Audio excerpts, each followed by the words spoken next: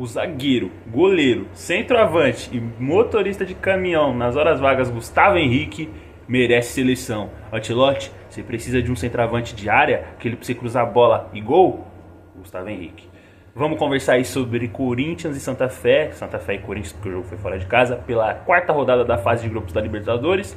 Corinthians visitou o Santa Fé, buscando se manter ainda mais invicto na competição. Corinthians foi com seu time titular. Tinha algumas dúvidas se o Diniz ia poupar hoje, ia poupar alguns jogadores, tendo em vista que no domingo tem Majestoso contra São Paulo. Ele não optou por poupar ninguém, foi com o time todo, né?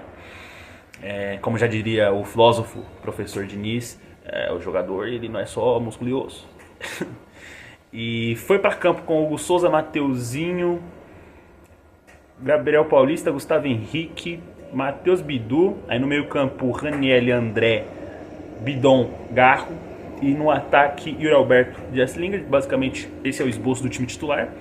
E aí, primeiro tempo foi um joguinho bem morno, um morno quase frio. Sabe quando você esquenta a comida no micro-ondas, só que aí o micro-ondas não esquenta tanto, ele te dá o prato quente e a comida não tá tão quente, sabe como é?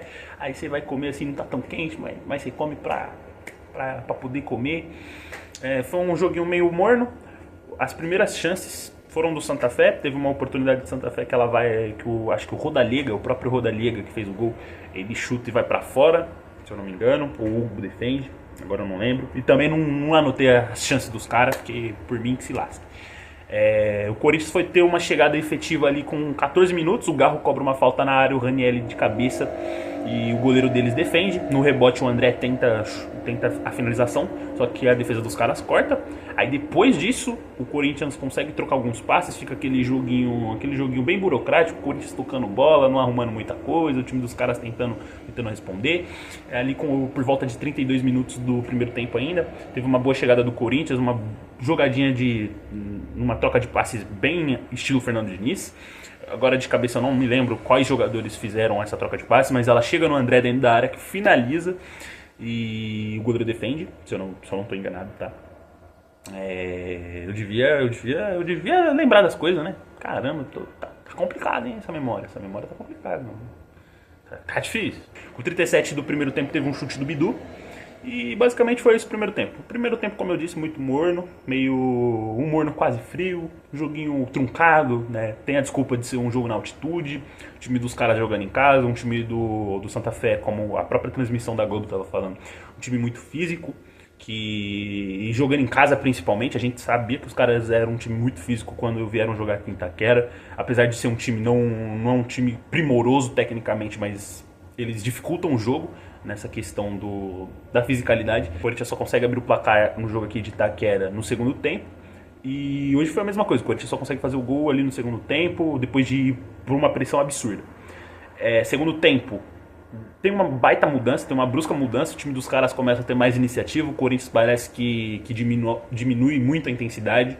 Eu não sei se isso é muito por conta da altitude, não sei se isso já é o desgaste físico dos jogadores considerados titulares, não sei se é um pouco dos dois.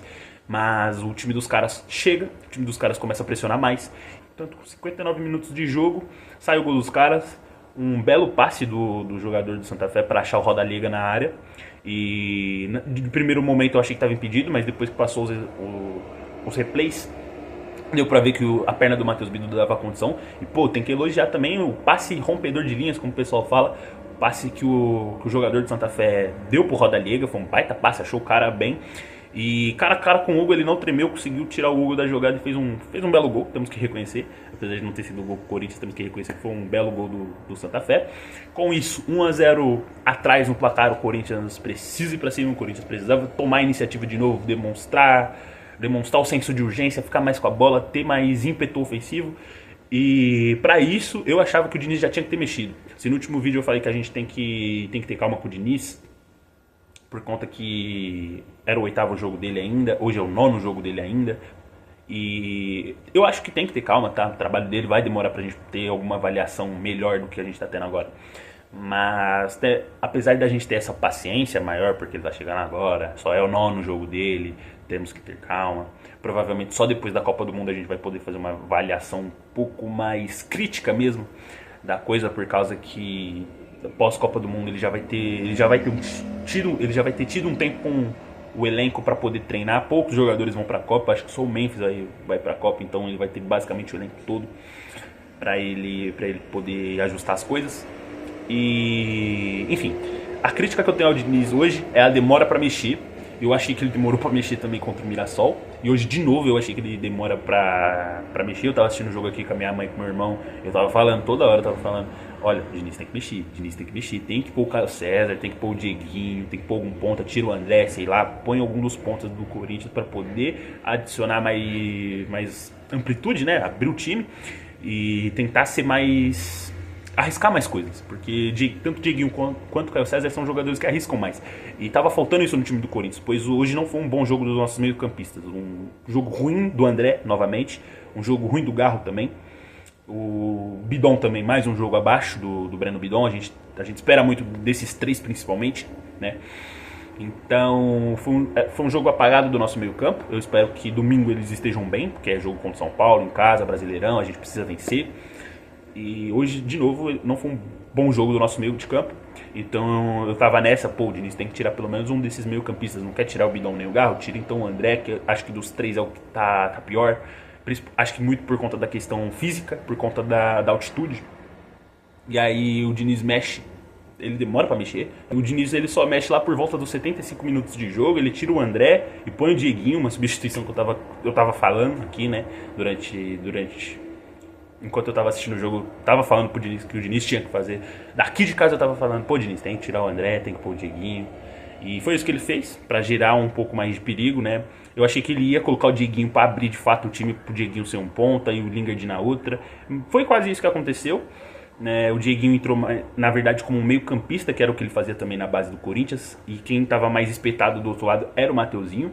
E o Corinthians com uma saída de 3 para tentar fazer esse abafa mesmo. Aí depois o Diniz fez outras alterações. As 3 últimas alterações dele foram lá por volta dos 80 minutos.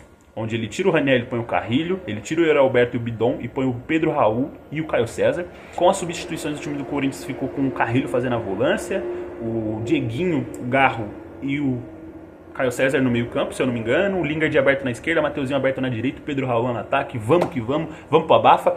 E aí o Corinthians começou, né, quem diria que as substituições surtiriam efeito, né?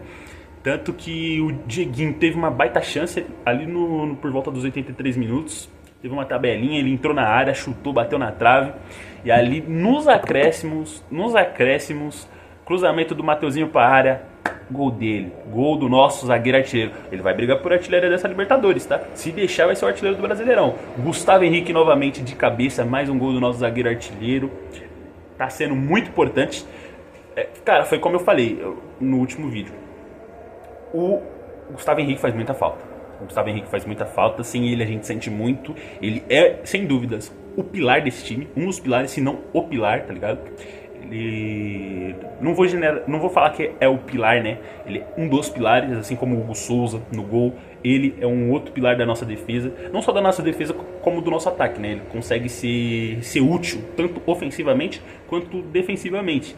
E sem ele a gente sentiu muito. É só ver o jogo contra o Mirassol. O André Ramalho não passa a mesma segurança que o Gustavo Henrique. O André Ramalho não tem a mesma presença de área que o Gustavo Henrique. O André Ramalho não consegue fazer os gols que o Gustavo Henrique faz.